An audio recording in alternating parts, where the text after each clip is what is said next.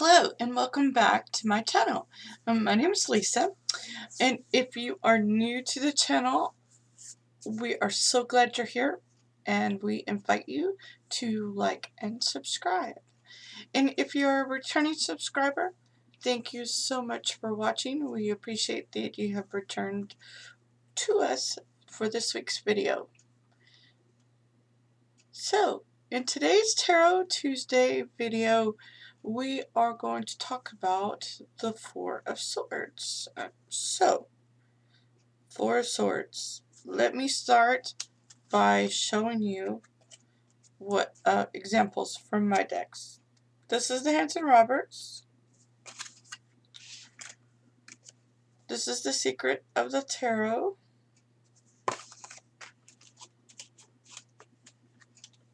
This is the Rider.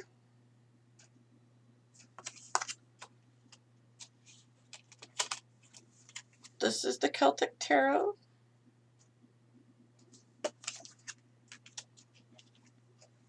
And this is the Tarot de Cronus. Now, as you can see, all of these decks share the same imagery, which sometimes they don't always, but with the last two cards, all the decks have shared imagery across the board. And so most of them are going to show that some form of a tomb. And so we'll talk about the imagery in a minute, but for right now, I want us to just go back and review a little bit. So, swords in general, they are associated with the air signs of Libra, Gemini, and Aquarius. They are about our intellect, our ability to communicate, and human conflict, really, whether it's internal or external conflicts. So, as I've been working with the tarot cards, I've kind of seen that. So the major arcanas are the hero's journey, and they take you through, the hero's journey, and it's a progression. It's a progression. It talks about all aspects of human existence. So I think, based on my own experience, that the suites also have a progression. The cards kind of build on each other. And so,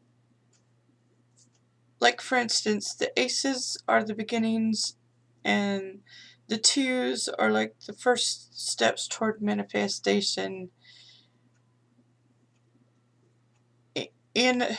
But for the Suite of Swords, the beginning card, the ace, was about pure logic. And then the twos were about duality. We are dual beings. We are both emotions and logic. And the threes were about where logic and emotion met at the heart center, and how our logic can affect our emotions and how we feel. Or what our thoughts can also affect how our emotions and how we feel. So the fours kind of, they build on that as well. But to understand how that kind of fits in, we need to talk about a couple of ways that help me interpret the cards a little better. So this wonderful book by Kim Higgins, Tarot 101, she explains how the tarot cards are also attached to, or have correspondences in the Tree of Life in the Kabbalah. So the Tree of Life is broken up into 4 worlds, and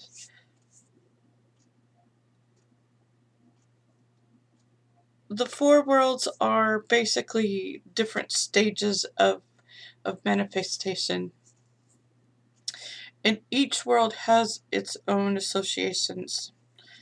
And the four worlds are linked to the four suites in the tarot. For the Suite of Swords, it's attached to, or it's associated with, the world of Yetzirah. And Yetzirah is the world of forms, ideas, and it's thoughts and ideas. So it most closely corresponds to the Suite of Swords. And we want to take that a bit further, and in addition to the four worlds, the Tree of Life is also divided into 10 spheres called Sephiroth. And so the fours correspond with the Chesed Sephiroth, or the Kesed Sephiroth. And Kesed means mercy, and it represents the love that unites, and from it comes all spiritual virtues. So that's the relationship of the Suite of Swords and the fours specifically in the Tree of Life form of mysticism. Now, there's also an association in numerology with the fours, and the fours link it to the attributes of manifestation, foundation, and stability. And so when you're looking at this, I mean, in reality, there is no time in our existence that we are more still than when we pass. Our body just stills. So I think that is one reason for the imagery that's in this card. It represents a place of rest, a place of stillness. Our soul has progressed from pure logic to logic and emotion to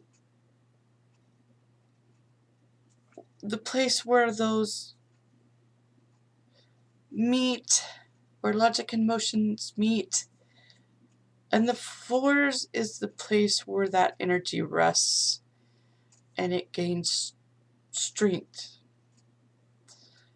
When you take the definition from both numerology and the Tree of Life, you get that place and time where you're rooted in stillness. You're just rooted in stillness. It's that breath before the immaterial becomes material.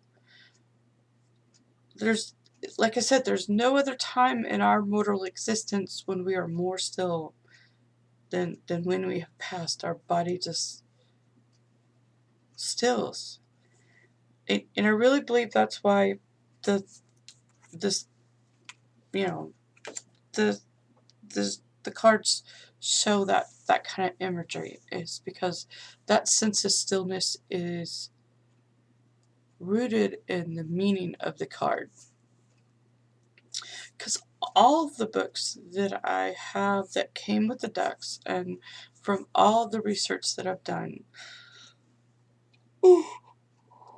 pardon me, speaking of rest, they all say that when you get this card in a reading, it can and often does indicate somebody is seriously ill, but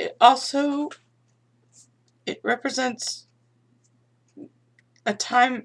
The message is, it's time to take a break. It's time to rest. That's been my personal experience as well. And the thing to remember is, spirituality is something that you have to feed. It's not something that you can just ignore and expect it to grow. You've got to feed your spirituality. And sometimes when you receive this card in a deck, it's a message that it's time for you to take a step back. It's time for you to get on your meditation mat, and it's time to feed your spirituality. It's time to get in a place of stillness.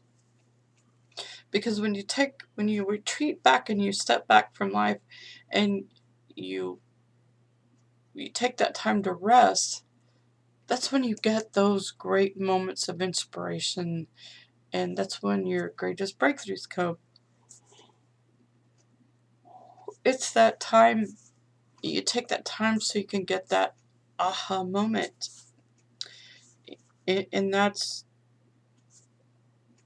why when you get this card, just take some time to rest.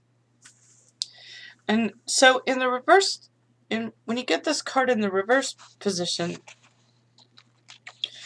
it really means that it's time to move yourself out of a period of rest. If you've been in a period of rest, it is time to move yourself out of that. And it's time to take action, but at the same time, don't rush it.